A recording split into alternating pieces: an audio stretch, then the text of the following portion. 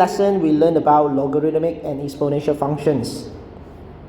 Exponential functions has several forms. One of the forms that we are familiar with is y equals to e to the power of x. Now, this is what we call the base, and this is what we call the exponent. So when the variable x is in the superscript position, we call this an exponential equation. The base can be an e, can be a 2, can be a lot of other things. So exponential equations has its inverse function, and its inverse function is known as the logarithmic equations. Again, logarithmic equations has a base. Usually the base is 10, but it can be a whole lot of other things. A special case is when the base is e. It's called natural logarithm. It's often written as ln. So they are inverse to each other. And the graph of exponential equations looks like this. So you can see that in this particular equation, the graph could be extended towards the negative x directions infinitely long if you would like to. However, you can see that it never crossed that x-axis. It never crossed the x-axis. So this is what we call the asymptotes. And in this particular case, this is what we call the horizontal asymptote. Similarly, the graph of logarithmic looks like this. You can also see that it is extended towards the negative y directions almost infinitely, and you have this one line vertical y-axis that is not touching, and you would call this the vertical asymptote. Horizontal asymptote is in terms of y equals to k. Vertical asymptote is in terms of x equals to h. And you are right. If you combine the two together, you can see that they are actually a reflection of each other in the line of y equals to x. The reason is because exponential equations and logarithmic equations are inverse functions to each other. Therefore, they would have a reflection in y equals to x. Here are a couple of laws of logarithmic that you should be aware of. Product law, for example, log xy log ab equals to log x plus log y. Log x divided by y equals to log x minus log y. Likewise, when you have a power, you actually can bring that power down as the factor. So change base formula is also very popular. If you would like to change base, you can see this almost as a fraction, where the a value is going to be the numerator, placed in the numerator, and the b value, the base, is going to be placed in the denominator position.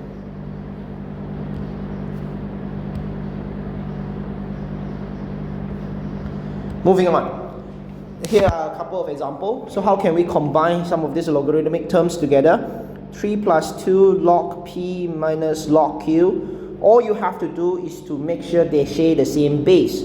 So this can be rewritten as 3 log 10 because log 10 is 1, and you can bring up the factor to become the power log q. So again, log 10 3 log p square log q. Then you can apply the law we shared earlier. You can combine.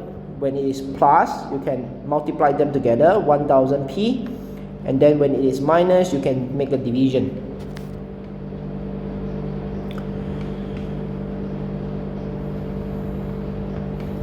So how do we rewrite this as a natural logarithm?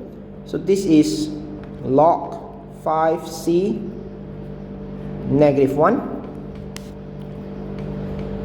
This is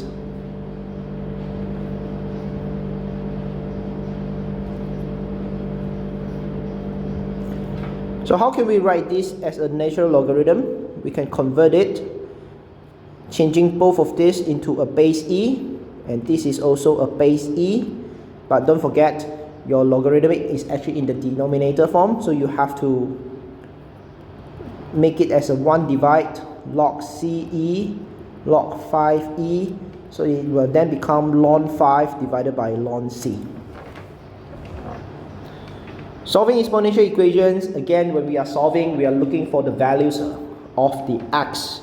So when you have a situation like this, what you can do is you can apply logarithmic on both sides, apply the law of logarithmic, then you can figure out the values of x. For a quick example, 5x to the power of 5x equals to 25. Two ways to do this. One way is to make sure the base are the same. So 5 to the power of x equals to 5 to the power of 2. You can then make the comparison. There's a very quick method. Another way is you can apply log on both sides. Once you have applied log on both sides, the x can be brought down, and you can use your calculator.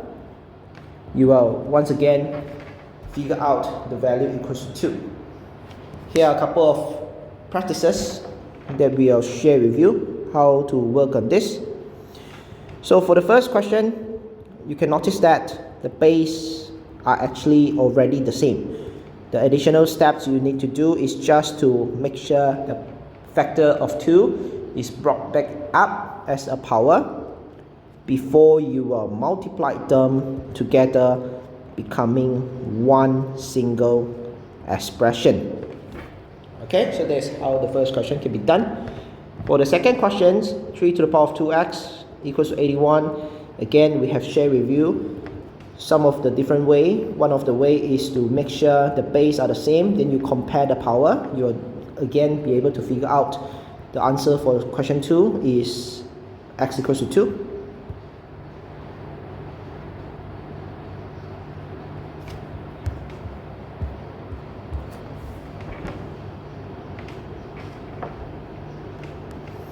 For the next questions, 1 over ln C, ln 7 is going to be ln 7 over ln C. So this is a similar approach to what we have previously shared.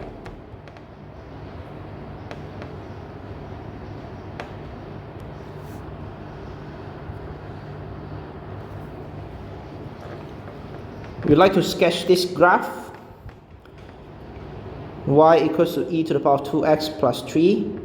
So because we understand that, as we have mentioned earlier, the asymptote is y equals to k. So y equals to 3 is the asymptote, and this is how it looks like. On the other hand, y equals to ln 3x plus 1. The asymptote is actually at when 3x plus 1 equals to 0, because again, we have mentioned to you earlier, asymptote is at x equals to h. The h value is negative 1 over 3, as we have figured it out in this particular case. So x equals to negative 1 over 3, and then this is how the shape is going to be like. Last but not least, 2x plus 1 equals to 16. Again, you will make sure they share the same base. Then once that is done, you can then compare and figure out the values of x. So that's it for this chapter. Thank you very much. Please make sure you will do the quiz. You will read the extra reading material. Thank you very much.